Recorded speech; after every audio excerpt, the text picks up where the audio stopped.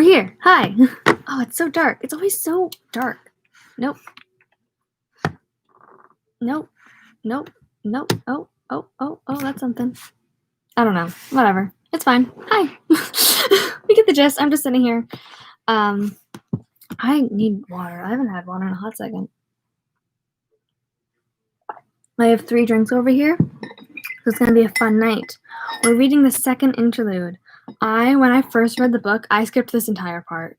I left a bookmark in here because I skipped the entire second interlude. So when I went back to when I started reading it again for this, I was like, oh, what's this bookmark doing here? Oh yeah, I skipped the entirety of this part. So we're not doing that this time.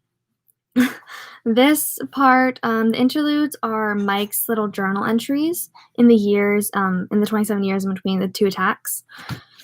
So there's a lot of racism in here. There's a lot of, I don't know what else in here. Like I said, I haven't read it ever.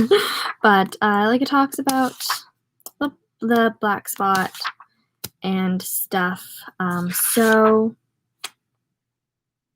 let's just dive right in, I guess. I'm on page 443 in the first movie paperback version of the book. I'm not going to read the little quotes in front of the second interlude because one of them is in a different language. I think it's Latin. But the other one is You Don't Fuck Around with the Infinite from Mean Streets. So this is February 14th, 1985, Valentine's Day. 2 more disappearances in the past week, both children, just as I was beginning to relax. One of them, a 16-year-old boy named Dennis Torrio, the other a girl of just 5 who was sledding in back of her house on West Broadway. The hysterical mother found her sled, one of those blue plastic flying saucers, but nothing else. There had been a fresh fall of snow the night before, 4 inches or so. No tracks but hers, Chief Rademacher, 7 I called him. He's becoming extremely annoyed with me, I think. Not anything that's going to keep me awake at nights. I have worse things to do than that, don't I? Asked him if I could see the police photos. He refused. Asked him if her tracks led away toward any sort of drain or sewer grating. This was followed by a long period of silence. Then Rademacher said, I'm beginning to wonder if maybe you shouldn't see a doctor, Hanlon. The head peeper kind of doctor. The kid was snatched by her father. Don't you read the papers? Was the Torrio boy snatched by his father, I asked. Another long pause. Give it a rest, Hanlon, he said. Give me a rest. He hung up. Of course I read the papers. Don't I put them out in the reading room of the public library each morning by myself? The little girl, Lori Ann Winning-Barger, had been in the custody of her mother following an acrimonious divorce proceeding in the spring of 1982. The police are operating on the theory that Horace Winter-Barger, who is supposedly working as a machinery maintenance man somewhere in Florida, drove up to Maine to snatch his daughter. They further theorize that he parked his car beside the house and called to his daughter, who then joined him, hence the lack of any tracks other than the little girl's. They have less to say about the fact that the little girl had not seen her father since she was 2. Part of the deep bitterness which accompanied the Winter-Bargers' divorce came from Mrs. Winter-Barger's allegations that on at least 2 occasions, Horace Winter-Barger had sexually molested the child.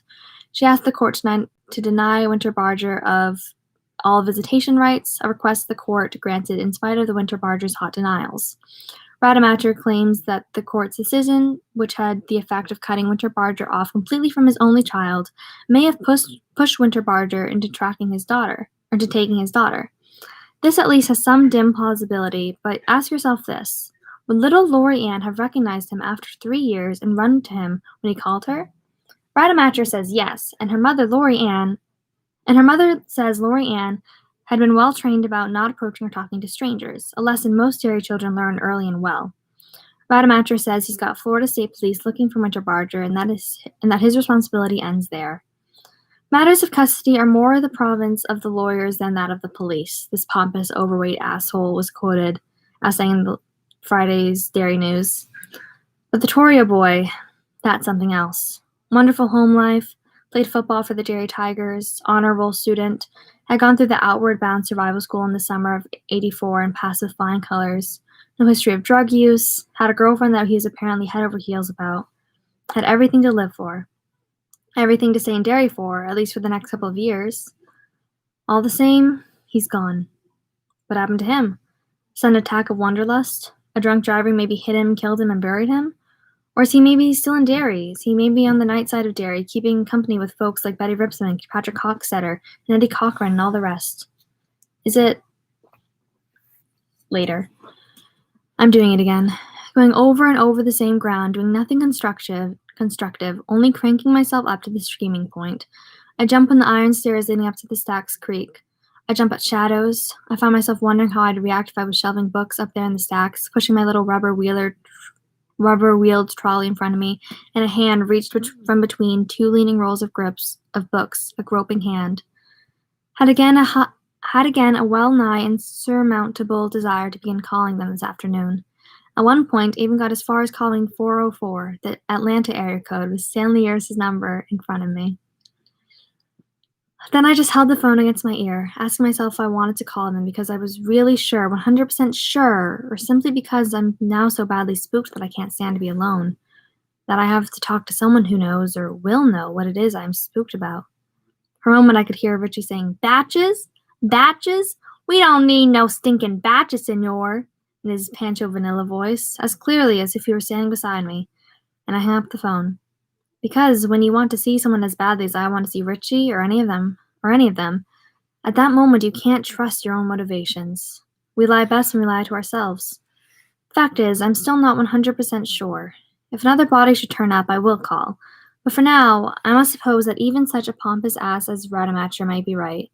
She could have remembered her father. There may have been pictures of him. And I suppose a really persuasive adult could talk a kid into coming into his car, no matter what the child had been taught. There's another fear that haunts me. Rademacher suggested that I might be going crazy. I don't believe that, but if I call them now, they may think I'm crazy. Worse than that, what if they should not remember me at all? Mike Hanlon? Who? I don't remember any Mike Hanlon. I don't remember you at all. What promise? I feel that there will come a right time to call them. When that time comes, I know that it's right. Their own circuits will open at that same time. It's as if there are two great wheels slowly coming into some sort of powerful convergence with each other, myself and the rest of Derry on one, and all my childhood friends on the other. When the time comes, they will hear the voice of the turtle. So I'll wait, and sooner or later I'll know. I don't believe it's a question anymore of calling them or not calling them. Only a question of when. February 20th. That's my brother's birthday. 1985. The fire at the black spot. Quote, a perfect example of how the Chamber of Commerce will try to rewrite history, Mike, old Albert Carson would have told me, probably cackling as he said it. They'll try, and sometimes they almost succeed, but the old people remember how things really went. They always remember. Sometimes they'll tell you, if you ask them, right? There are people who have lived in Derry for 20 years and don't know that there was once a special barracks for non-coms at the old Derry Army Air Corps base. A barracks that was a good half a mile from the rest of the base. And in the middle of February, with the temperature standing right about zero and a 40-mile-an-hour wind howling across the flat runways and whopping the wind chill factor down to something you could hardly believe, that extra half a mile became something that could give you freeze or frostbite, or maybe even kill you. The other 7 barracks had oil heat, storm windows, and insulation. They were toasty and cozy. The special barracks, which housed the 27, or no, the 27, the 27, the 27, 27, 27, 27. The special barracks, which was housed the 27 men of Company E, was heated by a bulky old wood furnace. Supplies of wood for it were catch as catch can. The only insulation was the deep bank of pine and spruce boughs the men laid around the outside. One of the men promoted a complete set of storm windows for the place one day, but the 27 inmates of the special barracks were detailed out to Bangor that same day to help with some work at the base up there. And when they came back that night, tired and cold, all those windows had been broken. Every one. This was in 1930, when half of America's Air Force still consisted of biplanes. In Washington, Billy Mitchell had been court-martialed and demoted to flying a desk because he godfully insists because his gadfly insistence on trying to build a more modern Air Force had finally irritated his elders enough for them to slap him down hard. Not long after, he would resign. So there was precious little flying that went on at the Derry base, in spite of its 3 runways, one of which was actually paved. Most of the soldiering that went on there was of the make-work variety. One of the Company E soldiers had returned to Derry after his service tour came to an end in 1937, was my dad. He told me this story. This is all quotes, by the way. This is the story. One day in the spring of 1930, this was about 6 months before the fire at the Black Spot. I was coming back with 4 of my buddies from a 3-day pass we spent down in Boston. When we came through the gate, there was this big old boy standing there just outside the checkpoint, leaning on a shovel and picking the seed of his suntans out of his ass. A surgeon from someplace down south. Carroty red hair, bad teeth, pimples. Not much more than an ape without the body hair, if you know what I mean. There were a lot of them like that in the Army during the Depression. So here we come, 4 young guys back from leave, all of us still feeling fine, and we could see in his eyes that he was just looking for something to bust us with. So we snapped him with salutes as if he was General Black Jack Pershing himself. General Black Jack Pershing himself. I guess we might have been all right, but it was one fine late April day, sun shining down, and I had to shoot off my lip. "Good afternoon to you, Sergeant Wilson, sir," said I, and he landed on me with both feet. "Did I give you any permission to speak to me?" he says. "No, sir," I say. He looks around the rest of them, Trevor Dawson, Carl Roon, and Henry Whitson, who was killed in the fire that fall, and says to them, "This here smart N-word isn't hack with me. If the rest of you jigaboos don't want to join him in the hard-working, dirty bitch of the afternoon, you get over to your barracks, stow your gear, and get your asses over to the OD. You understand?" Well, they got going, and Wilson hollers, "Double time, you fuckers! Let me see the soles of your 80 fucking nines." So they double-timed off, and Wilson took me over to one of the equipment sheds, and he got me a spade.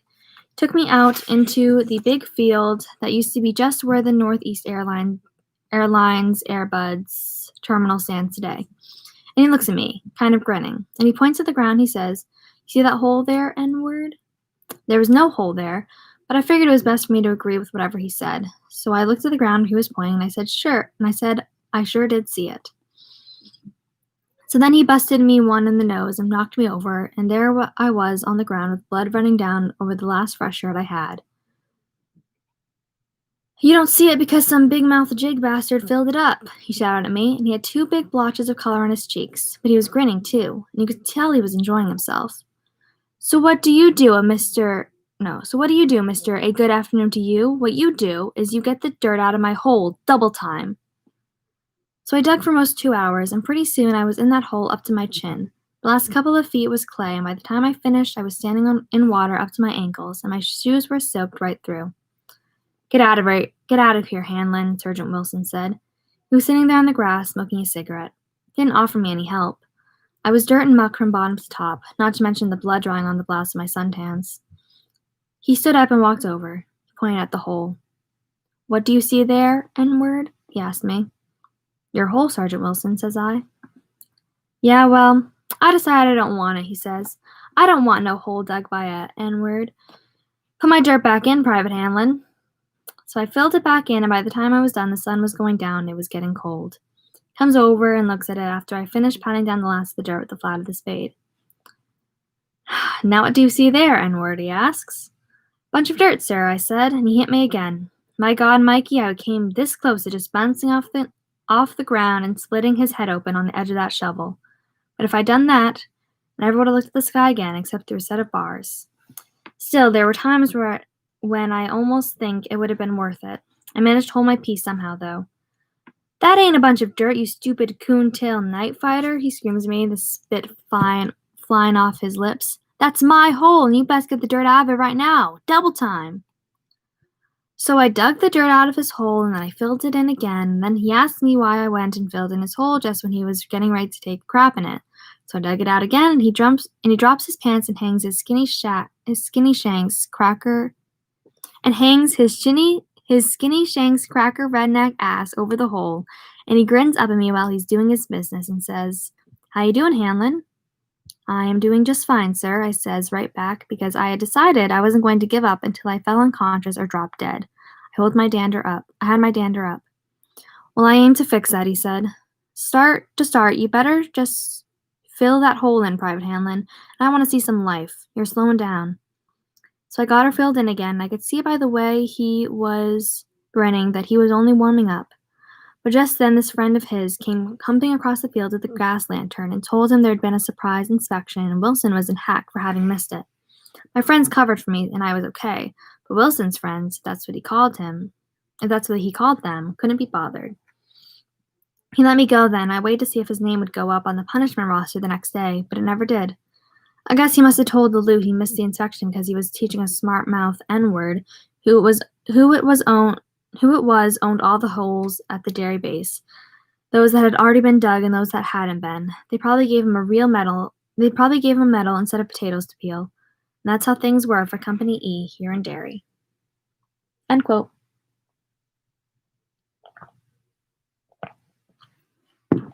It was right around 1958 that my father told me the story, and I guess he was pushing 50, although my mother was only 40 or so. I asked him if that was the way Derry was. If that was the way Derry was, why had he come back? Well, I was only 16 when I joined the army, Mikey, he said. I lied about my age to get in. Wasn't my idea either. Mother told me to do it. I was big, and that was the only reason the lie stuck, I guess.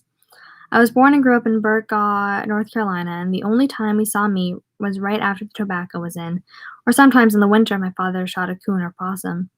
The only good thing I remember about Burgaw is possum pie with hoe cakes spread around just as pretty as you could want it. Around her just as pretty as you could want. Let me clean my glasses. There's a spot on it. So, when my dad died in an accident with some farm machinery, my ma said she was going to take Philly Luperd up to Corinth, where she had people. Philly Luperd was the baby of the family. You mean my Uncle Phil? I asked, smiling to think of anybody calling him Philly Luperd. He was a lawyer in Tucson, Arizona, and had been on the city council there for 6 years. When I was a kid, I thought Uncle Phil was rich. For a black man in 1958, I suppose he was. He made $20,000 a year. That's who I mean, my dad said. But in those days, he was just a 12-year-old kid who wore a rice paper sailor hat and mended big balls and had no shoes. He was the youngest. I was the second youngest. All the others were gone, 2 dead, 2 married, 1 in jail. That was Howard. He was never any good. You're gonna join the army, your Grandma Shirley told me. I don't know if they're gonna start paying you right away or not, but once they do, you're gonna send me the allotment every month. Hate to send you away some, but if you don't start taking care of if you don't take care of me and Philly, I don't know what's going to come of us. She gave me my birth certificate to show the recruiter, and I had seen her fix the year on it somehow to make it say 18. So when I went to the courthouse where my army recruiter was and asked about joining up, he showed me the papers in the line where I could make my mark. I can write my name, I said, and he laughed like he didn't believe me. Well, then you go on and write it, black boy, he says. Hang on a minute, I said back. I want to ask you a couple of questions. Fire away then, he says. I can answer anything you ask. Do they have meat twice a week in the army, I asked. My mama says they do, but she is powerful set on me joining up. No, they don't have it twice a week, he says. Well, that's about what I thought, I said, thinking that the man surely does seem like a booger, but at least he's an honest booger. Then he says, they got it every night, making me wonder how I could ever thought he was honest. You must think I'm a pure fool, I said. Got that right, N-word, he says. Well, if I join up, I got to do something for my mama and Philly Luperd, I said. Mama says it's allotment. That's this here, he says, and taps the allotment form. Now, what else is on your mind? Well, I said, what about training to be an officer? He threw his head back when I said that and laughed until I thought he was going to choke on his own spit. Then he says, son, the day they got N-word officers in this man's army will be the day you see a bleeding Jesus Christ doing the Charleston in Birdland. Now you sign or you don't sign. I'm out of patience. Also, you're stinking the place up. So I signed and watched him staple the allotment form to my muster sheet.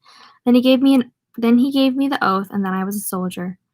I was thinking they'd send me up to New Jersey, where the army was building bridges on account of there being no wars to fight. Instead, I got Derry, Maine, and Company E. He sighed and shifted in his chair, a big man with white hair that curled close to his skull.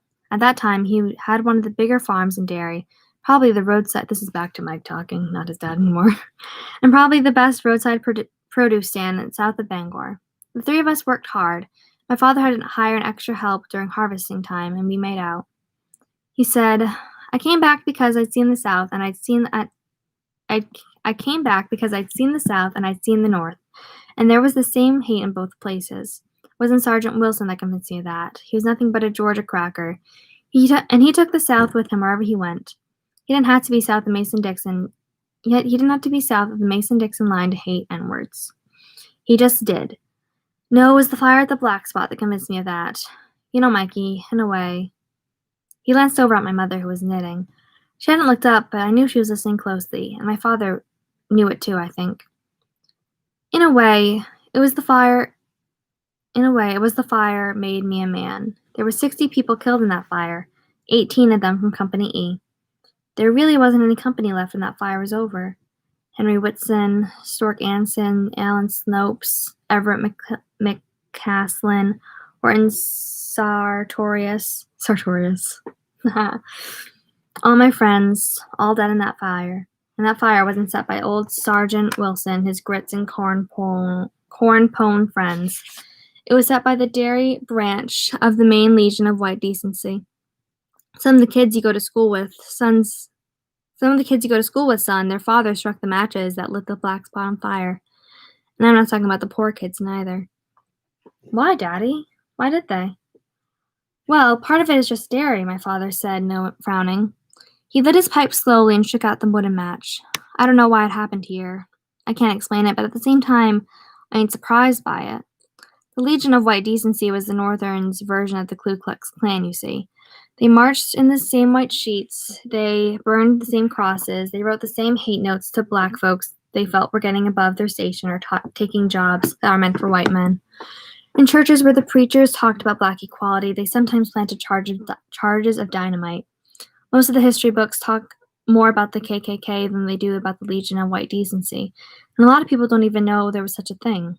I think it might be because most of the histories have been written by Northerners and they're ashamed. It was most popular in the big cities and the manufacturing areas. New York, New Jersey, Detroit, Baltimore, Boston, Portsmouth. They all had their chapters. They tried to organize in Maine, but Derry was the only place they had any real success. Oh, for a while there was a pretty good chapter in Lewiston. This was around the same time as the fire at the Black Spot, but they weren't worried about N-words raping white women or taking jobs that should have belonged to white men, because there weren't any N-words to speak of up here. In Lewiston, they were worried about tramps and hobos and that something called the Bonus Army. That something called the Bonus Army would join up with something they called the Communist Riffraff Army, by which they meant any man who was out of work. The Legion of Decency used to send these fellows out of town just as fast as they came in. Sometimes they stuffed poison ivy down the backs of their pants.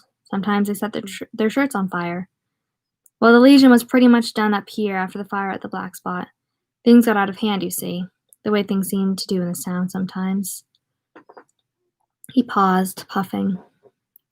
It's like the Legion of White Decency was just another seed, Mikey, and it found some earth that nourished it well here. It was a regular rich man's club, and after the fire, they all just laid away their sheets and lined each other up, and it was papered over. Now there was a kind of vicious contempt in his voice that made my mother look up, frowning. After all, who got killed? 18 Army N-words, 14 or 15 town N-words, 4 members of an N-word jazz band, and a bunch of N-word lovers. What did it matter? Will, my mother said softly, that's enough. No, I said, I want to hear. It's getting to be your bedtime, Mikey, he said, ruffling my hair with his big, hard hand. I just want to tell you one more thing, and I don't think you'll understand it because I'm not sure I understand it myself. What happened that night at the Black Spot, bad as it was, I don't really think it happened because we was black. Not even because the spot was close behind Not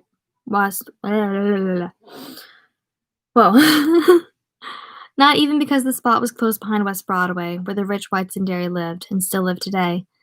I don't think that the Legion of White Decency happened to get along so well here because they hated black people and bums more in Derry than they did in Portland or Lewiston or Brunswick. It's because of that soil. It seems that bad things, hurtful things, do right well in the soil of this town. I thought so again over. Oh no, I thought so again and again over the years.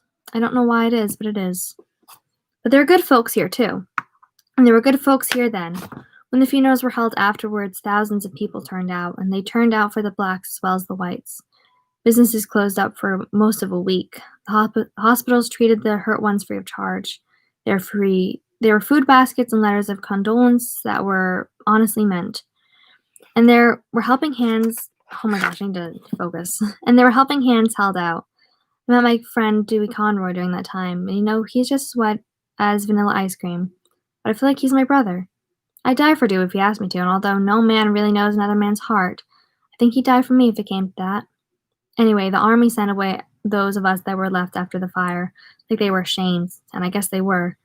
I ended up down at Fort Hood, and I stayed there for 6 years. Met your mother there, and we married in Galveston, at our folks' house. But through all those years between, Derry never escaped my mind. And after the war, I brought your mom back here, and we had you. But here we are, not 3 miles from where the black spot stood in 1930, and I think it's your bedtime, Mr. Man. I want to hear about the fire, I yelled. Tell me about it, Daddy. And he looked at me in that frowning way that always shut me up. Maybe because he didn't look that way often. Mostly, he was a smiling man. That's no story for a boy, he said. Another time, Mikey, when we've both walked around a few more years. As it turned out, we both walked around another 4 years before I heard the story of what happened at the black spot that night. And by then, my father's walking days were all done. He told me from the hospital bed where he lay, full of dope, dozing in and out of reality as the cancer worked away inside of his intestines, eating him up. That's the end of that part. I feel like I just rushed through that. Oopsie doopsie. I want to do more character voices, but I don't have the brain for that.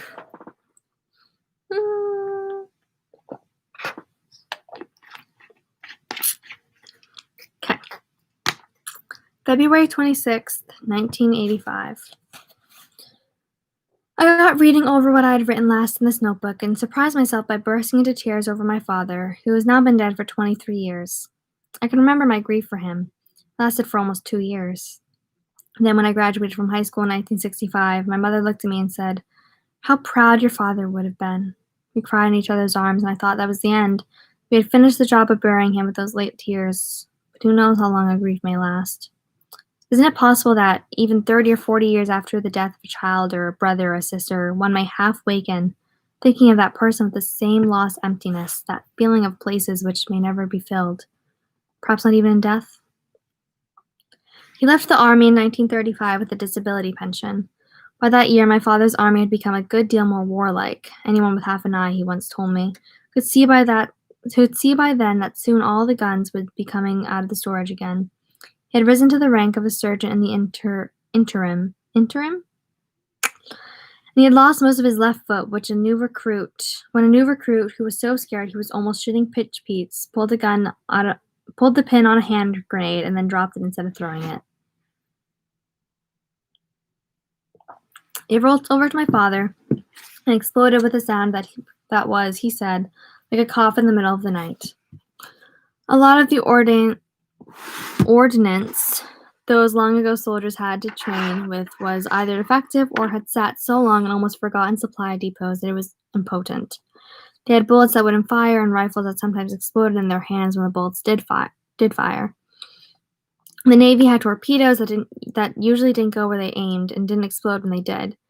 The Army Air Corps and the Navy Air Arm had planes whose wings fell off when they landed hard, and at Pensacola in 1939, I read, a supply officer discovered a whole fleet of government trucks that wouldn't run because cockroaches had eaten the rubber hoses and the fan belts. So my father's life was saved, including, of course, the part of him that became your obedient servant, Michael Hanlon, by a combination of bureaucratic pork-barreling folderol and defective equipment. The grenade only half exploded, and he had just lost part of one foot instead of everything from the breastbone on down. Because of the disability money, he was able to marry my mother a year earlier than he had planned. They didn't come to Derry at once. They moved to Houston, where they did war work until 1945. My father was a foreman in a factory that did bomb casings. My mother was a Rosie the Riveter. But as he told me that night when I was 11, the thought of Jerry never escaped his mind. And I wonder if that blind thing might not have been at work even then, drawing him back so I could take my place in that circle in the barrens that August evening. If the wheels of the universe are untrue, then good always compensates for evil. But good can be awful as well. I like that. Good always compensates for evil, but good can be awful as well. My father had a subscription to the Derry News. He kept his eye on the ads announcing land for sale. They saved up a good bit of money. At last he saw a farm for sale that looked like a good proposition, on paper at least.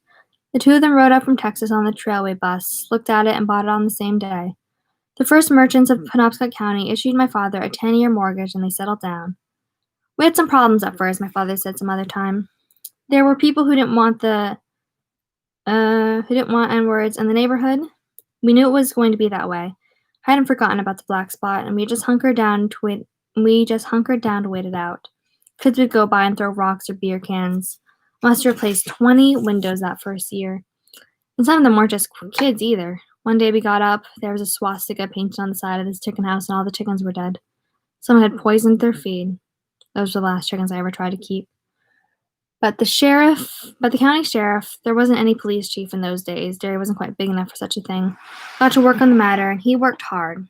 That's what I mean, Mikey, when I say there is good here as well as bad.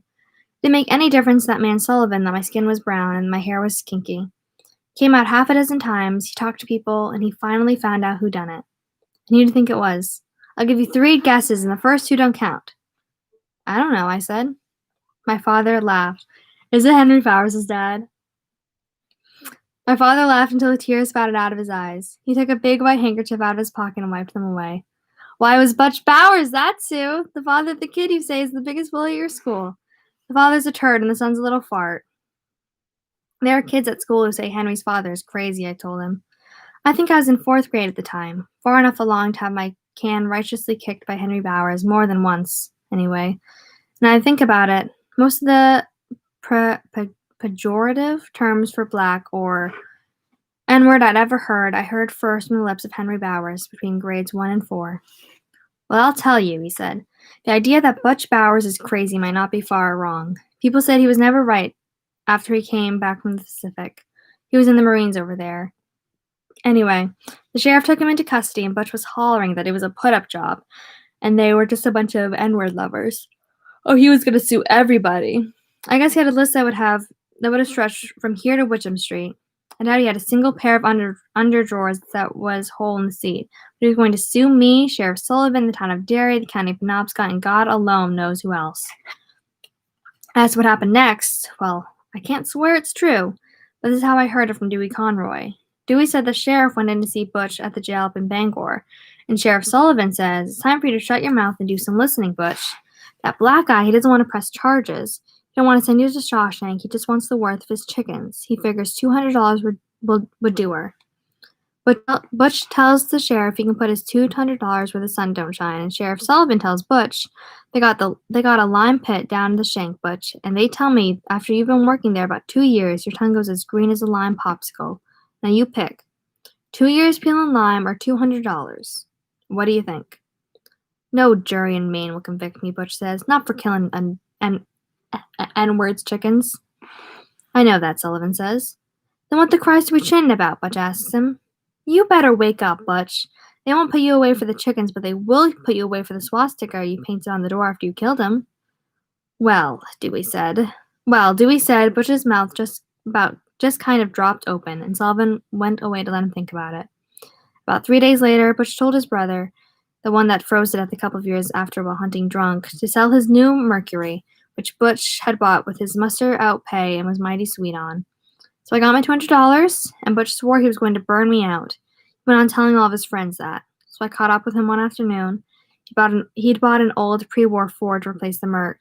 And I had my pickup. I cut him off out on Witcham Street by the train yards and got out with my Whoa. I cut him off out on Witcham Street by the train yards and got out my Winchester rifle. Any fires out my way, and you got one bad black man gunning for you, old hoss, I told him. You can't talk to me that way, N-word, he said, and he was damn near to blubbering between being mad and being scared. You can't talk to no white man that way, not a... Have I been saying something bad? I think I have. It's a J word. That's like the N-word with a J in front of it. So I'm not going to say it anymore because I don't know if it's mean. Not a J word like you. Well, I'd had enough of the whole thing, Mikey, and I knew if I didn't scare him off for good right then, I'd never be shed of him. There wasn't nobody around. I reached in that forward with one hand and caught him by the hair of the head. I put the stock of my rifle against the buckle of my belt and got the muzzle right up under his chin. I said, the next time you call me an N-word or a J-word, your brains are going to be dripping off the dome light of your car. And you, believe me, the butch, any fires out my way and I'm gunning for you. I may come gunning for your wife and your brat and your no-count brother as well. I've had enough. Then he did start to cry, and I never saw an uglier sight in my life. Look what things has come to here, he says. When a feller, he started to say both words. When a feller can put a gun to a working man's head in broad daylight by the side of the road. Yeah, the world must be going to camp meeting hell when something like that can happen, I agreed. That don't matter now. All that matters now is do we have an understanding here, or do you want to see if you can learn how to breathe through your forehead? He allowed as we had an understanding, and that was the last bit of trouble I ever had with Butch Bowers, except for maybe when your dog Mr. Chips died. I've got no proof that was Bowers' doing. Chippy might just have gone poison bait or something. Since that day, we've been pretty much left alone to make our way, and when I look back on it, there ain't much I regret. I've had a good life here, and if there are nights where I dream about that fire, well, there isn't anybody that can live a natural life without having a few bad dreams. I don't like the interlude chapters. They're fine, but I don't like them. We still have 20 more pages. That was only 10 pages? Are you kidding me? That was 20 pages. Oh, this is longer than I thought it was. Okay, so we're like halfway there. Okay.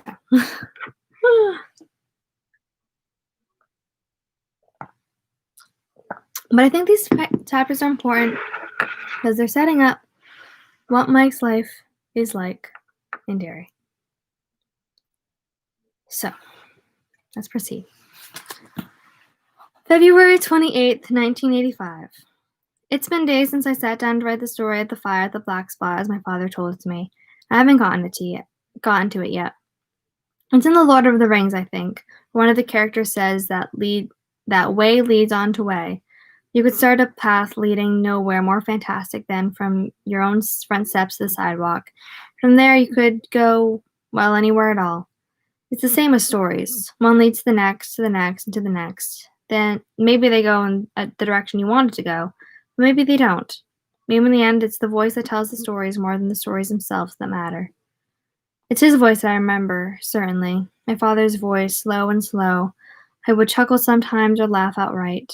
The pauses to light his pipe or to blow his nose or to go to get a can of Narragansett. Nasty Gansett, he called it, from the icebox. That voice, which is for me somehow the voice of all voices, the voice of all years, the ultimate voice of this place. One that's in none of the Ives interviews, nor in any of the poor histories of this place, nor in any of my own tapes. My father's voice.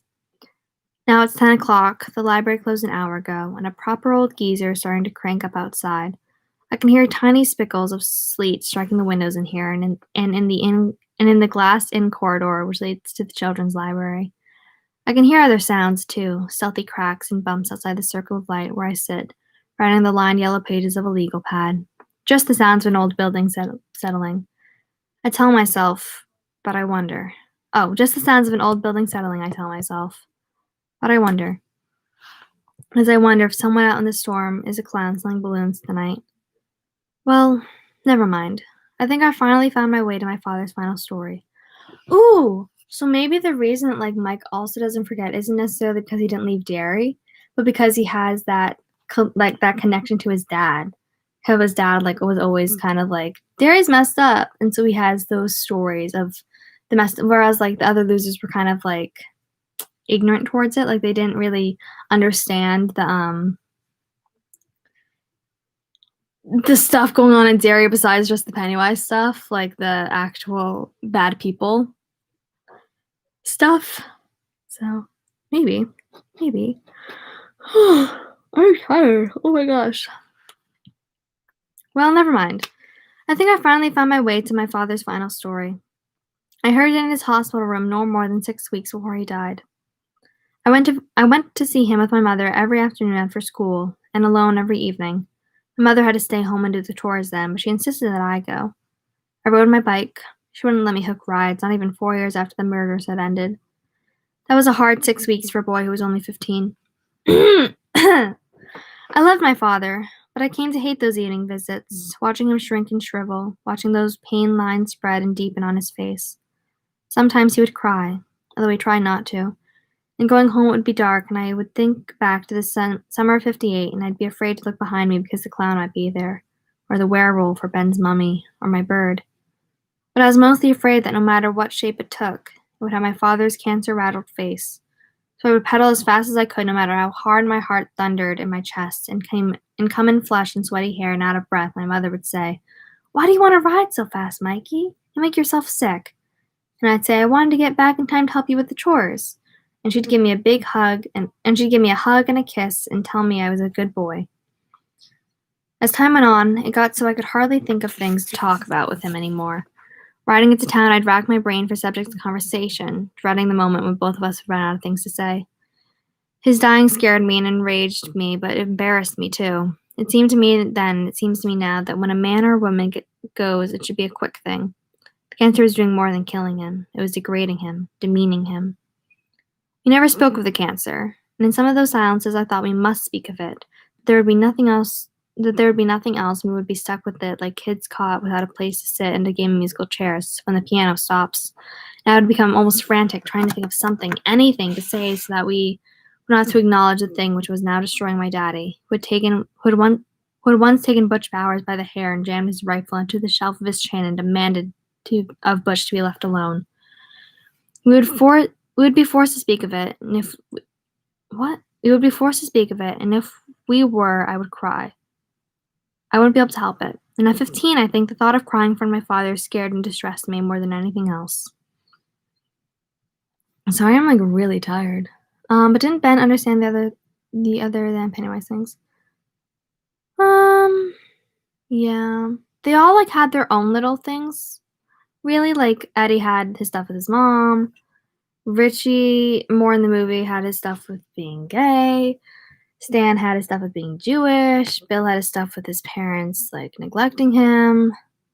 Beverly had her stuff with her dad. So they each had their own little things. But like with Mike, it's like it's the history of Derry. Like his dad's talking about like 1930s. Like he has that more history aspect. Like he knows each individual attack and he was able to think about it more, whereas the others want to just forget about it because it is rooted in Mike's history because of his father. I don't know. Maybe. It was during one of those interminable, scary pauses that I asked him again about the fire at the Black Spot. They filled him full of dope that evening because the pain was very bad, and he had been drifting in and out of consciousness, sometimes speaking clearly, sometimes speaking in the exotic language I think of as sleep mud. Sometimes he knew he was talking to me, but other times he seemed to have me confused with his brother Phil. I asked him about the Black Spot for no real reason, and it just jumped into my mind, and I seized on it. His eyes sharpened, he smiled a little.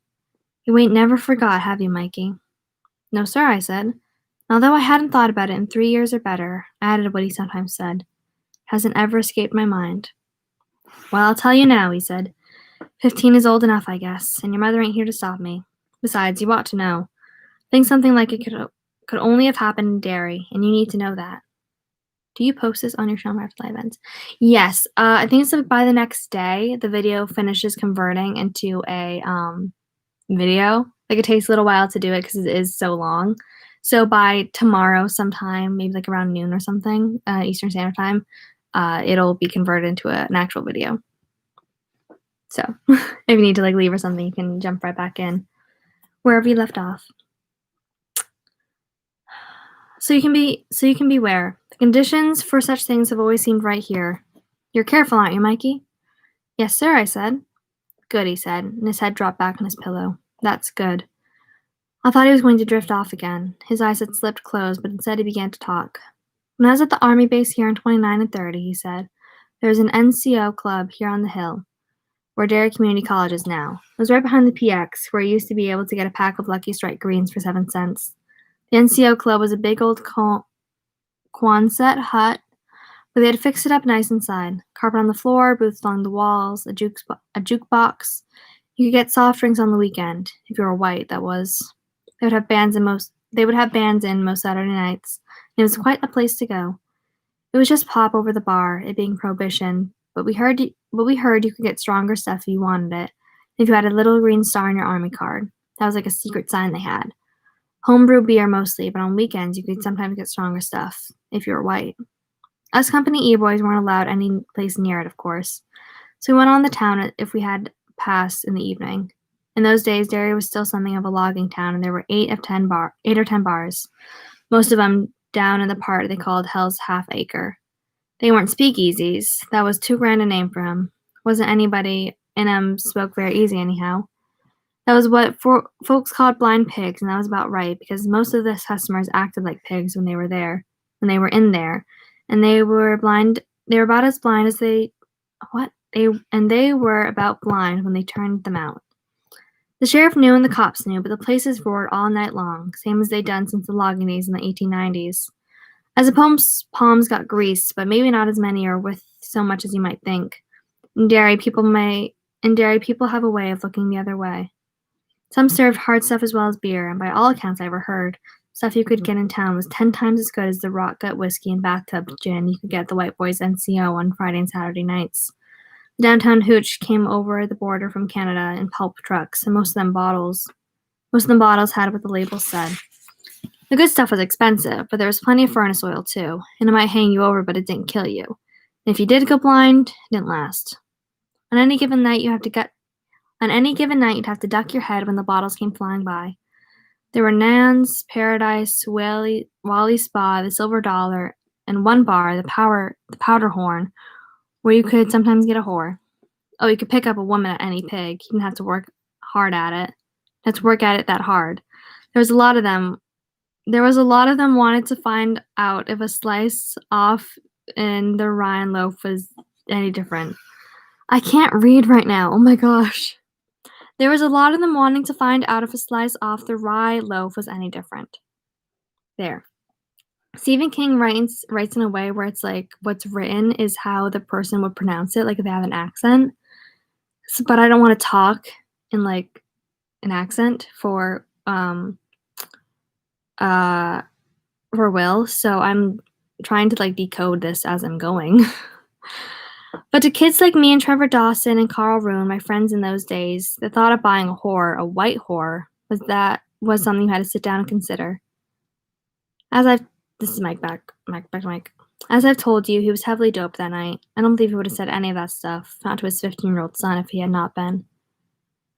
Back to Will. Well, it wasn't very long before a representative of the town council showed up, wanting to see Major Fuller. He said he wanted to talk about some problems between the townspeople and the enlisted men, and concerns of the electorate, and questions of propriety. What he really wanted Fuller to know was as clear as a window pane. They didn't want no army N-words in their pigs, bothering white women and drinking illegal hooch at a bar where only white men were supposed to be standing and drinking illegal hooch. All of which was a laugh, all right. The flower white womanhood they were so worried about was mostly a bunch of bar bags, and as far as getting in the way of men, all I can say is that I never saw a member of the Derry Town Council down at the Silver Dollar or the Powder Horn. The men who drank in those dives were pulp cutters in those big red and black checked lumbermen's jackets, scabs and scabs all over their hands, some of them missing eyes or fingers, all of them missing most of their teeth, all of them smelling like wood chips and sawdust and sap. They wore green flannel pants and green gum rubber boots and tracked snow across the floor until it was black with it. They smelled big, Mikey. And they walked big and they talked big. They were big. I was in Wally Spa one night. when I saw a fellow split his shirt right down one arm while he was arm wrestling the other fellow. I didn't just rip. He'd probably think that's what I meant, but it ain't. Arm of that man's shirt damn near exploded, sort of blew off his arm in rags. Everybody cheered and applauded, and somebody slapped me on the back and said, "That's what you call an arm wrestler's fart, blackface." I don't like how Stephen King writes so much. None of this stuff is necessary. What I'm telling you is that if the men who use those blind pigs on Friday and Saturday nights when they come out of the woods to drink whiskey and fuck women instead of knotholes greased up with lard, if those men hadn't want us here, they would have thrown us out on our asses. But the fact of it, Mikey, that they didn't seem to give much of a toot one way or the other. One of them took me aside one night. He was 6 foot, which was damn big for those days. He was dead drunk, and he smelled as high as a basket of month-old peaches. If he'd step out of his clothes, I think they would have stood up alone. He looks at me and says, "Mister, I gotta ask you something. Are you be a N-word?" "That's right," I said. "Oh, that's French."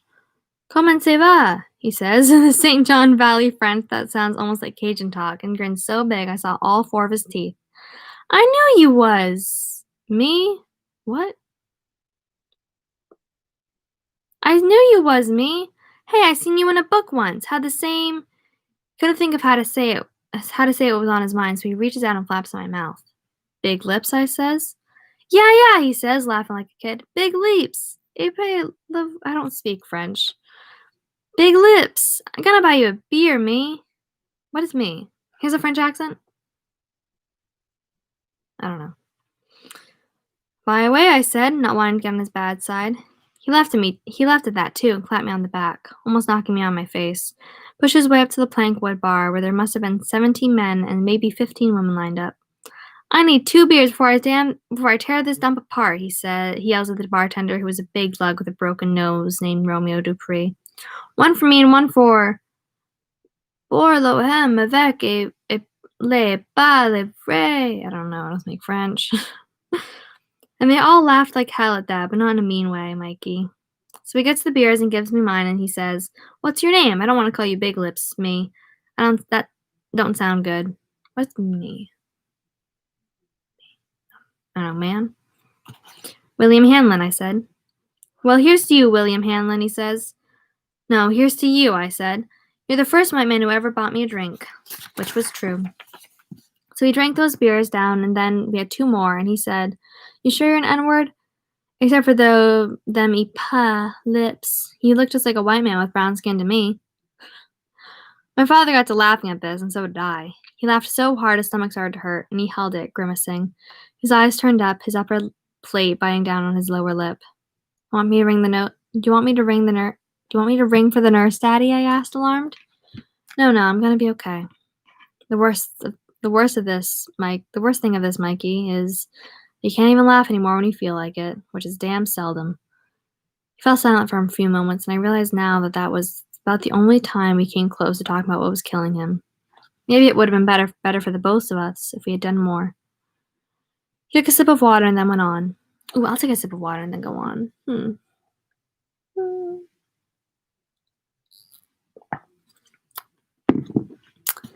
Anyway, it wasn't the few women who traveled the pigs, and it wasn't the lumberjacks that made up their main custom who wanted us out. It was those 5 old men on the town council who were really offended. Them and the dozen or so men that stood behind them, Derry's old line, you know. None of them had ever stepped a foot outside of the Paradise or Wally's Spa. They did their boozing at the country club, which stood over on Derry Heights, but they wanted to make sure that none of those bar bags or PV swingers got polluted by the blacks of Company E. So Major Fuller says, "I never wanted them here in the first place. I keep thinking it's an oversight and they'll get sent back down south, or maybe to New Jersey." "That's not my problem," this old fart tells him. "Mueller, I think. His name was—" "Sally Mueller's father?" I asked, startled. "Sally Mueller was in the same high school class with me." My father grinned a sour, crooked little grin. "No, this would have been our uncle. Sally Mueller's dad was off in college somewhere then. But if he had been in Derry, he would have been there, I guess, standing with his brother. In case you're wondering how true this part of the story was, All I can tell you is that the conversation was repeated to me by Trevor Dawson, who was swabbing the floors over there in the officer's country that day and heard it all. Where the government sends the black boys is your problem, not mine, Mueller tells Major Fuller. My problem is where you're going to let them go on Friday and Saturday nights. If they go on whooping it up downtown, there's going to be trouble. We've got the Legion in this town, you know. Well, but I am a bit of a tight here, Mr. Mueller, he says. I can't let them drink over at the NCO club. Not only is it against the regulations for the N-words to drink with the whites, but they couldn't anyway. It's an NOC club, you see. Every one of those black boys is a bucky-tailed private. That's not my problem either. I simply trust you will take care of the matter. Responsibility accompanies rank. And then he goes off. And then off he goes. Well, Fuller solved the problem. The Derry Army base was a damn big patch of land in those days, and although there wasn't a hell of a lot on it, better than 100 acres, all told. Going north, it ended right on West Broadway, where a sort of green belt was planted, where Memorial Park is now, where the black spot stood. It was just an old requisition shed. It was a shed. In early 1930, when all this happened, but Major Fuller mustered in Company E and told us it was going to be our club. Acted like he was Daddy Warbucks or something. And maybe even he felt like that. Maybe he even felt that way, giving a bunch of black privates their own place, even if it was nothing but a shed. Then he added, like it was nothing, that the pigs downtown were off limits to us. There was a lot of bitterness about it, but what could we do? We had no real power. This young fellow, a PFC named Dick Halloran. It was this young fellow, a PFC named Dick Halloran from The Shining, who was a mess cook, who suggested that maybe we could fix it up pretty nice if we tried. So we did. We really tried. Made out pretty well, and all things considered. The first time a bunch of us went in there to look it over, we were pretty depressed. It was dark and smelly, full of old tools and boxes of papers that had gone moldy. There was only 2 little windows and no electricity. The floor was dirt. Carl Roon laughed in a kind of bitter way, I remember, and said, The old major, real prince, ain't he? He gave us our own club. Shoe. I don't know what shoe is. Shoe, I don't know. And George Brancook, who was also killed in the fire that fall, he said, It's a hell of a black spot, all right. And the name just stuck. How much longer is this? Okay, 10 more pages. We can do this. Halloran got us going, though. Halloran and Carl and me. I guess God will forgive us for what we did, though, because he knows we had no idea how it would turn out. After a while, the rest of the fellows pitched in. With most of Derry off limits, there wasn't much else we could do. We hammered and nailed and cleaned. Trev Dawson was a pretty good jackleg carpenter, and he showed us how to cut some more windows along the side and dam. Along the side. And damned if Allen Slopes didn't come up with panes of glass for them that were different colors, sort of a cross between carnival glass and the sort you'd see in church windows. Where'd you get this? I asked. Allen was the oldest of us. He was about 42, old enough that most of us called him Pop Snoops or Snopes. He stuck a candle in his mouth and tipped me a wink. Midnight requisitions, he says, and would say no more. So this place came along pretty good, and by the middle of the summer we were using it. Trev Dawson and some of the others had partitioned off the black quarter of the building, got a little kitchen set up in there. Not much more than a grill and a couple of deep fryers so that you could get a hamburger and some french fries if you wanted. How big was this shed? How big are sheds? I don't know. There was a bar down one side, but it was just meant for sodas and drinks like Virgin Marys. Shit, we knew our place. Hadn't we been taught it? If we wanted to drink hard, we'd do it in the dark. The floor was still dirt, but we kept it oiled down nice. Trev and Pop Snoops ran in the electric line. More midnight requisitions, I imagine. By July, you can go in there any Saturday night and sit down, have a cola and a hamburger or a slaw dog. It was nice. Never really got finished. We were still working on it when the fire burned it down. Got to be kind of a hobby, or a way of thumbing our noses at Fuller and Mueller and the town council. But I guess we knew it was ours when Ev McCaslin and I put up that sign one Friday night that said the black spot. Just below that, Company E and guests. Like we were exclusive, you know? It got looking nice enough that the white boys started to grumble about it, and the next thing you know, the white boys' NCO was looking finer than ever. They were adding a special lounge and a little cafeteria. It was like they wanted to race. That was one race that we didn't want to run. My father smiled at me from his hospital bed. We were young, except for Snoopsy. I don't know if it's Snops or Snoops. I think I'm thinking it's Snops. There's only one O. Snopsy. We weren't entirely foolish. We knew that white boys let you race against them, but if it starts looking like you're getting ahead, why, somebody just breaks your leg so you can't run as fast. We had what we wanted, and that was enough. But then something happened. He fell silent, frowning. What was that, Daddy? We found out that we had a pretty decent jazz band among us, he said slowly. Martin Dave Rowe, who was a corporal, played drums. A. Stevenson played cornet. Pop Snopes played a pretty decent barrelhouse piano. He wasn't great, but he wasn't no slouch either. There was another fellow who played the clarinet, and George Branoke played the saxophone. There were others of us who sat in from time to time, playing guitar, harmonica, or juice harp, or even just a comb with wax paper on it. This didn't all happen at once, you understand, but by the end of that August, there was a pretty hot little Dixieland combo playing Friday and Saturday nights at the Black Spot. It got better and better as the fall drew on, and while they were never great, I don't want to give you that idea. They played in a way that was different, hotter somehow. It waved a skinny hand above the bedclothes. They played bodacious, I suggested, grinning. That's right, he exclaimed, grinning back. You got it. They played bodacious Dixieland. The next thing you know, people from town started to show up at our club, even some of the white soldiers from the base. Got so the place was getting crowded at Right Smart every weekend. That didn't happen all at once either. First, those white faces looked like sprinkles of salt in the pepper pot, but more and more of them turned up as time went on. When those white people showed up, that's when we forgot to be careful. They were bringing their own booze in brown bags, most of it the finest high-tension stuff there is. Made the stuff you could get in the pigs downtown look like soda pop. Country club booze is what I mean, Mikey. Rich people's booze. Chivas, Glenfiddich. The kind of champagne they served to first-class passengers on ocean liners. Champers, some of them called it. Same as we used to call ugly-minded mules back home. Would have found a way to stop it, but we didn't know how. They were town. Hell, they were white. And like I said, we were young and proud of what we'd done. We underestimated how bad things might get. We all knew that Mueller and his friends must have known what was going on, but I don't think any of us realized that it was driving them crazy.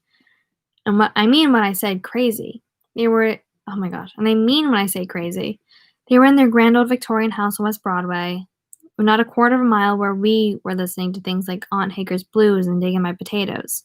That was bad. Knowing that their young people were there too, whooping it up right cheek by jowl with the blacks, that must have been so much worse. Because it wasn't just the lumberjacks and the bar bags that were turning up as September came into October.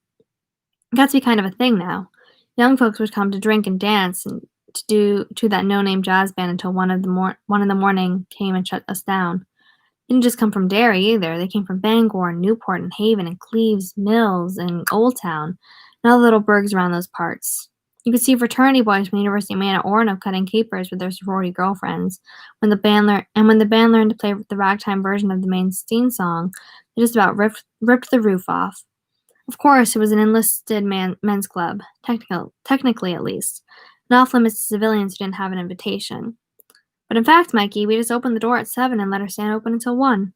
By the middle of October, it got so that any time you went out on the dance floor, you were standing hip to hip with 6 other people. There wasn't no room to dance, so you had to just kind of stand there and wiggle. And if anyone minded, I never heard him let on. By midnight, it was like an empty freight car rocking and reeling on an express run. He paused, took another drink of water,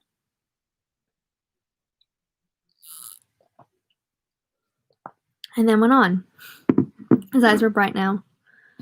Well, Fuller would have put an end to it sooner or later. If it had been sooner, a lot less people would have died.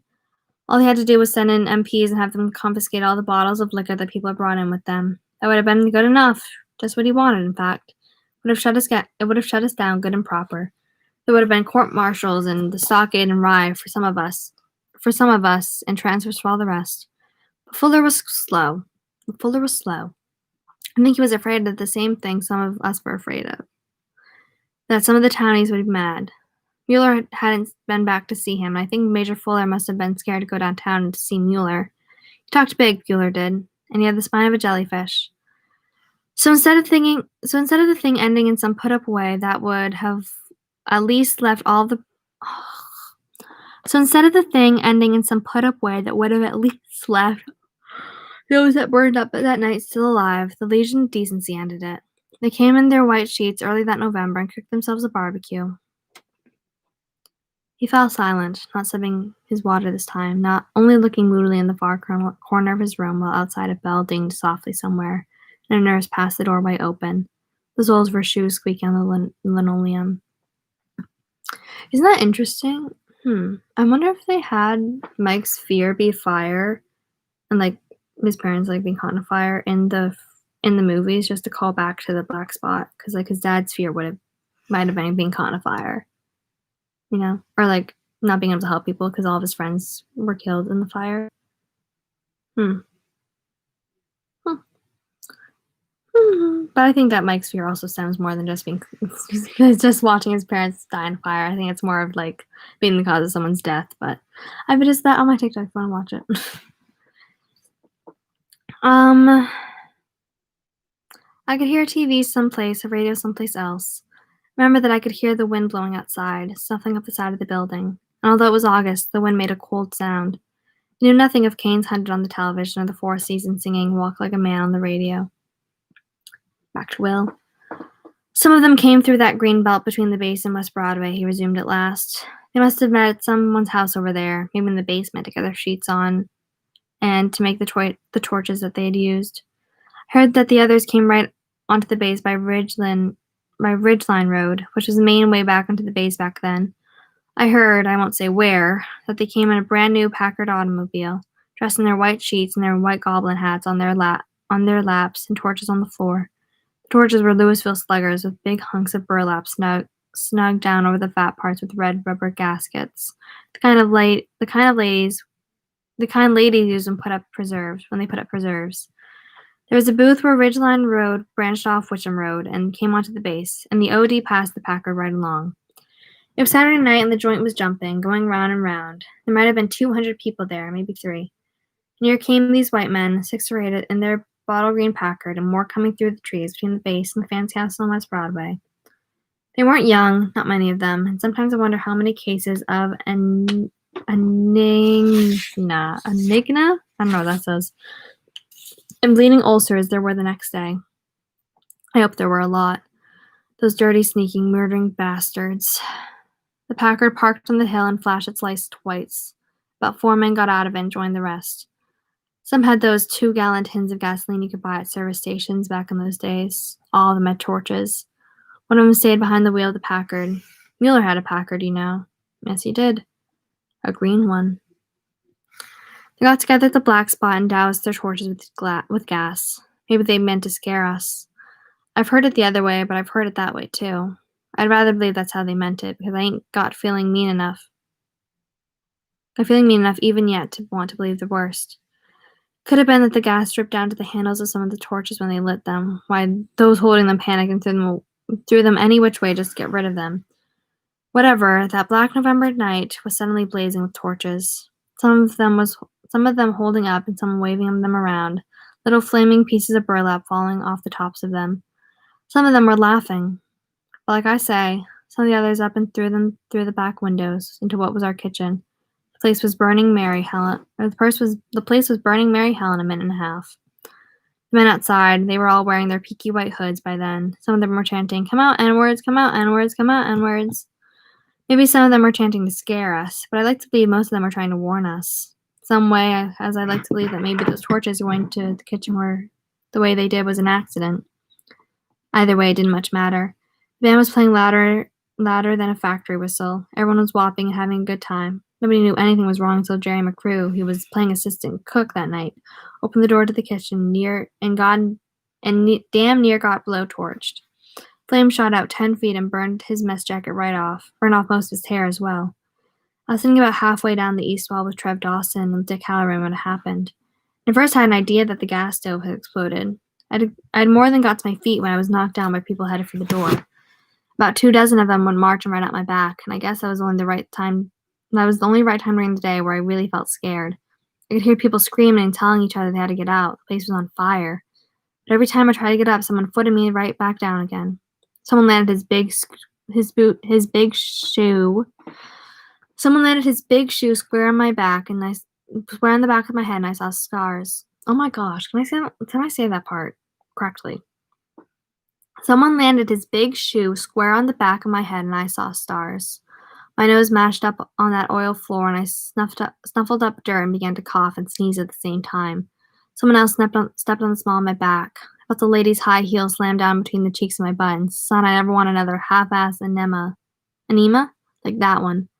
If the seats of my khakis had ripped, I believe I'd be bleeding down there to this day. Sounds funny now, but I damn near died in that stampede. I was whopped, whapped, stomped, walked on, and kicked in so many places I couldn't walk to the next day. I was screaming, and none of those people topside heard me or paid any mind. It was Trev that saved me. I saw this big brown hand in front of me, and I grabbed it like it was I grabbed it like a drowning man grabs a life preserver. I grabbed, and he hauled up, and I came. Someone's foot got on the side of my neck right here. He massaged that area where the jaw turns up toward the ear, and I nodded. And it hurt so bad that I guess I blacked out for a minute. But I never let go of Trev's hand. He never let go of mine. I got to my feet finally, just as the wall we'd put up between the kitchen and the hall fell over. It made a noise like floop, the noise a puddle of gasoline makes when you light it. I saw it go over a big bundle of sparks, and I saw the people running to get out of its way as it fell. Some of them made it. Some of them didn't. One of our fellows, I think it might have been Hort Sartorius, was buried under it, and for just 1 second I saw his hand underneath all those blazing coals, opening and closing. There was a white girl, surely no more than 20, and the back of her dress went up. She was with a college boy, and I heard him screaming at her, begging him to help her. He just about took 2 swipes at it and then ran away with the others. She stood there screaming as her dress went up on her. It was like hell out where the kitchen had been. The flames were so bright you couldn't look at them. The heat was baking hot, Mikey, roasting hot. You could feel your skin going shiny. You could feel the hairs on your nose getting crispy. We gotta break out of here, Trev yells and starts to drag me against the wall. Come on. Then Dick Halloran kept his hold of him. He couldn't have been more than 19, but his eyes were as big as billiard balls. His eyes were as big as billiard balls, but he kept his head better than we did. He saved our lives. Not that way, he yells. This way. And he pointed toward the back, and he pointed toward the bandstand. Toward the fire, you know. You're crazy, Trevor screamed back. He had a big bull voice, but you could barely hear him over the thunder of the fire and screaming people. Die if you want to, but me and Willie are getting out. He still had me by the hand. He started to haul me toward the door again, although there were so many people around it by then you couldn't see it at all. I would have gone with him. I was so shell-shocked I didn't know where I was. I would have gone with him. I was so shell-shocked I didn't know what end was up. All I knew was that I didn't want to be baked like a human turkey. Dick grabbed Trev by the hair on his head just as hard as he could, and when Trev turned back, Dick slapped his face. I remember seeing Trev's head bounce off the wall and thinking Dick had gone crazy. And he was hollering in Trev's face, "You go that way and you're gonna die! They jammed up against the door, N-word!" "You don't know that!" Trev screamed back at him, and then there was this loud bang, like a firecracker. Only what it was the heat exploding Marty Devereaux's space drum. The fire was running along the beams overhead, and the oil on the floor was catching. "I know it," Dick screamed back. "I know it." He grabbed my other hand, and for a moment I felt like the rope in a tug-of-war game. Trev took a good look at the door and went Dick's way. Dick got us down to a window and grabbed the chair to bust it out, but before he could swing it, the heat blew it for him. Then he grabbed Trev Dawson by the back of his pants and hauled him up. "Climb," he shouts. "Climb, motherfucker!" And Trev went up, and Ted went head up and tail over the dashboard. He boosted me next, and I went up. I grabbed the sides of the window and hauled. I had a good crop of blisters all over my palms the next day. The wood was already smoking. I came out head first, and if Trev hadn't ground me, I might have broken my neck. We turned back around. It was like something from the worst nightmare you ever had, Mikey. The window was just a yellow blazing square of light. Flames were shooting up through that tin roof in a dozen places. You'd hear people screaming inside. I saw 2 brown hands waving around in front of the fire. Dick's hands. Trev Dawson made me step with his own hands, and I reached through that window and grabbed Dick. When I took his weight, my gut went against the side of the building, and it was like having your belly against a stove that's starting to get real hot. Dick's face came up, and for a few seconds I didn't think we were going to be able to get him. He'd taken a right smart of smoke, and he was close to passing out. His lips had cracked open. The back of his shirt was smoldering. Then I damn near let go because I could smell the people burning inside. I've heard people say that smells like barbecuing pork ribs, but it ain't like that. It's more like what happens sometimes after they geld hawses. They build a big fire and throw all that shit into it. When the fire gets hot enough, you can hear them hawse balls popping, those like chestnuts. That's what people smell like when they start to cook right outside their clothes. I could smell that, and I knew I couldn't take it for long, so I gave one more great big yank, and out came Dick. He lost one of his shoes. I tumbled off Trev's hands and went down. Dick came down on top of me, and I'm telling you here, that N-word's head was hard. I lost most of my breath and just lay there on the dirt for a few seconds, rolling around and holding my belly guts. Presently, I was able to get to my knees, then my feet, and I saw these shapes running off toward the green belts. At first, I thought they were ghosts, but then I saw shoes. But then it was so bright around the black spot, it was like daylight. I saw shoes and understood it was men wearing shoes. One of them had fallen a little bit behind the others, and I saw. He trailed off, licking his lips. "What'd you see, Daddy?" I asked. "Never you mind," he said. "Give me my water, Mikey." I did. He drank most of it.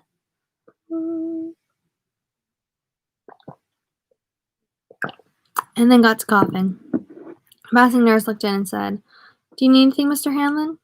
"New set of intestines," my dad said. "Got any handy, Rhoda?" She smiled a nervous, doubtful smile and passed on. My dad handed the glass to me and I put it back on his table. 4 more pages. "It's longer telling than it is remembering," he said. "You gonna fill that glass up for me before you leave?" "Sure, Daddy." "Story gonna give you nightmares, Mikey?" I opened my mouth to lie and then thought better of it. I think now if I had lied, he would have stopped right there. He was gone. He was far gone by then, but maybe not that far gone. "I guess so," I said. That's not such a bad thing," he said to me. "Nightmares, we can think the worst. That's what they're for, I guess."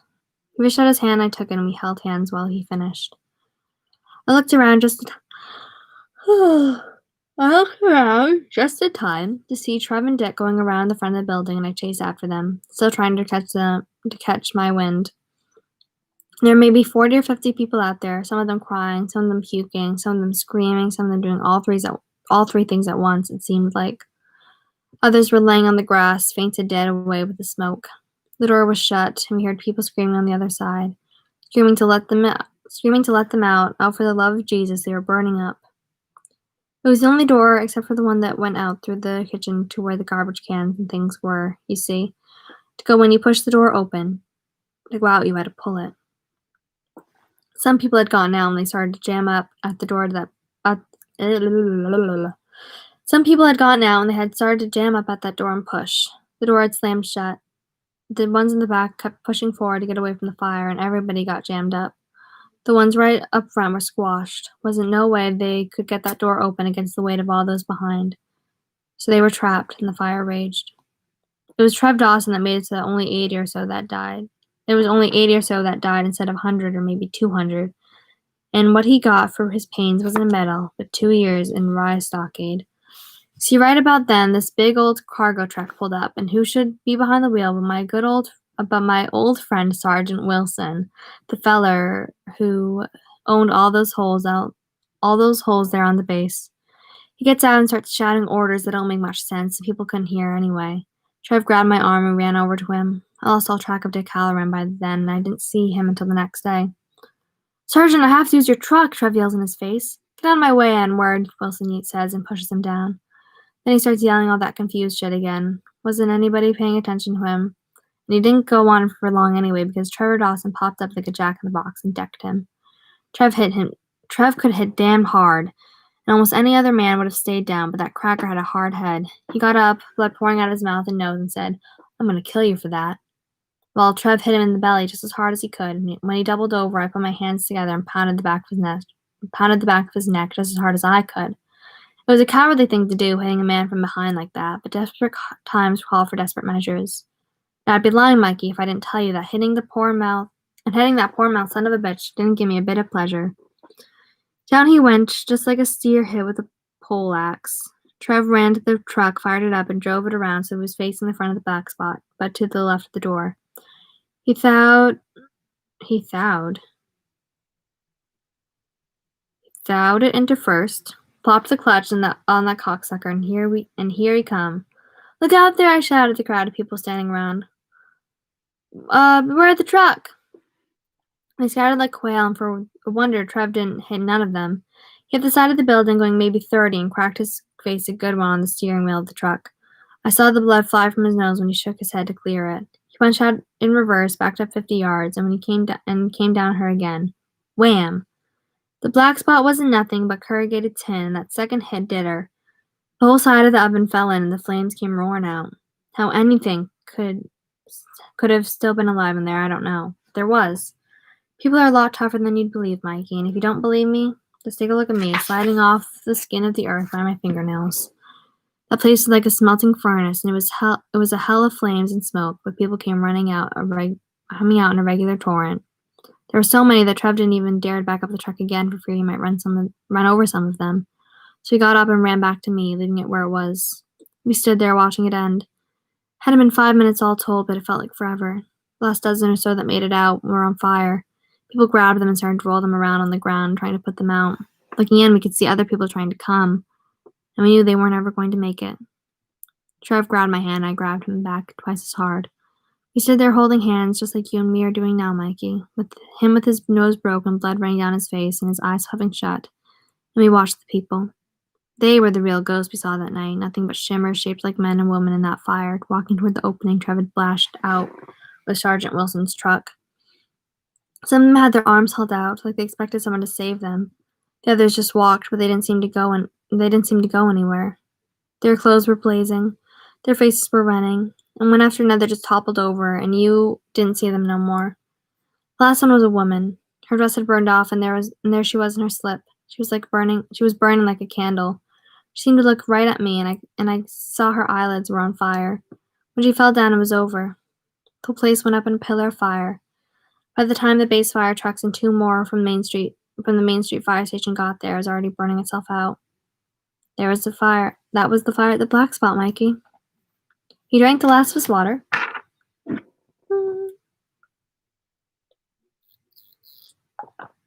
And handed me the glass to fill at the drinking hole in the fountain. Gonna piss the bed tonight, I guess, Mikey. I kissed his cheek and went out into the hall to fill his glass. When I returned, he was drifting away again, his eyes glassy and contemplative. When I put the glass on the night table, he mumbled a thank you I could barely understand. I looked at the West clocks on his table and saw it was almost 8. Time for me to go home. I leaned over to kiss him goodbye, and instead I heard myself whisper, "What did you see?" His eyes, which were now slipping shut, barely turned toward the sound of my voice. He might have known it was me, or he might have believed he was hearing the voice of his own thoughts. "Huh?" "The thing you saw," I whispered. I didn't want to hear, but I had to hear. It was both hot and cold, my eyes burning, my hands freezing, but I had to hear. I suppose Lot's wife had to turn back and look at the destruction of Sodom. "'Twas a bird," he said. Right over the last of those running men. A hawk, maybe. What they call a kestrel. It was big. Never told no one. Would have been locked up. That bird was maybe 60 feet from wingtip to wingtip. It was the size of a Japanese zero. But I saw its eyes, and I think it saw me. His head slipped over to the side toward the window where the dark was coming. It swooped down and grabbed that last man up. And right by the sheet it did. And I heard that bird's wings. The sound was like fire, and it hovered. I thought, birds can't hover, but this one could because he fell silent. "Why, Daddy?" I whispered. "Why could it hover?" "It didn't hover," he said. I sat there in silence, thinking he had gone to sleep for sure this time. I'd never been so afraid in my life because 4 years before I had seen that bird. Somehow, in some unimaginable way, I had nearly forgotten that nightmare. It was my father who brought it back. "It didn't hover," he said. "It floated. It floated. There were big bunches of balloons tied to each ring, and it floated." My father went to sleep. So yeah, maybe Mike has a more of a connection with Pennywise and remembering all of that because his father also saw Pennywise, so it's kind of in his history and his blood. Almost like he didn't know that his dad had seen that bird, but he saw that bird too. Because Pennywise remembered. I don't know. March 1st, 1985. It's him again. I know that now. Oh wait, but in my heart I know it. I'm not sure I can stand it. As a kid I was able to deal with it, but it's different with kids. In some fundamental way it's different. I wrote all of that last night in a kind of frenzy. Not that I could have gone home anyway. There has been blanketed in a thick glaze of ice, and although the sun is out this morning, nothing is moving. I wrote until long after 3 this morning, pushing the pen faster and faster, trying to get it all out. I'd forgotten about seeing the giant bird when I was 11. It was my father's story that brought it back, and I never forgot it again.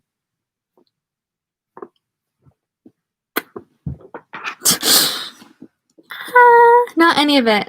In a way, I suppose it was his final gift to me. A terrible gift, he could say. Wonderful in its way. I slept where I was, my head in my arms, my notebook and pen on the table in front of me. I woke up this morning with a numb ass and a aching back, but feeling free somehow, purged of that old story. And then I saw that I had company in the night as I slept. The tracks, drying to faint, muddy impressions, led from the front door of the library, which I locked. I always lock it, to the desk where I slept. There were no tracks leading away. Whatever it was, came to me in the night, left its talisman, and then simply disappeared. Tied to my reading lamp was a single balloon, filled with helium. It floated in the morning sun ray which slanted in through one of the high windows. On it was a picture of my face, the eyes gone, blood running down from the ragged sockets, a scream distorting the mouth of the balloon's thin and bulging rubber skin. I looked at it, and I screamed. The scream echoed through the library, echoing back, vibrating from the circular iron staircase leading to the stacks. The balloon burst with a bang. That's the end of the second interlude! We did it! That was, what? That was 35 pages. I feel like I've read 35 pages recently, but like, why was that so hard? I'm really tired, I guess. I will pick out what we're reading next time, but it's going to be during the Jade of the Orient scene. Woo. So I will figure out what we're reading for that, and I will see you then. Hopefully I actually read, because as you know, I haven't been. But I don't have any plans currently to not read next week, so hopefully I read. I hope you all enjoyed yourself. I hope you all stay safe out there. Please, not just with seeing killer clowns, but also with people and the terrible people that plague our earth. So, yeah, please stay safe out there. Wear a mask if it's still 2021 where you are. Not 2021, not 2021 anymore.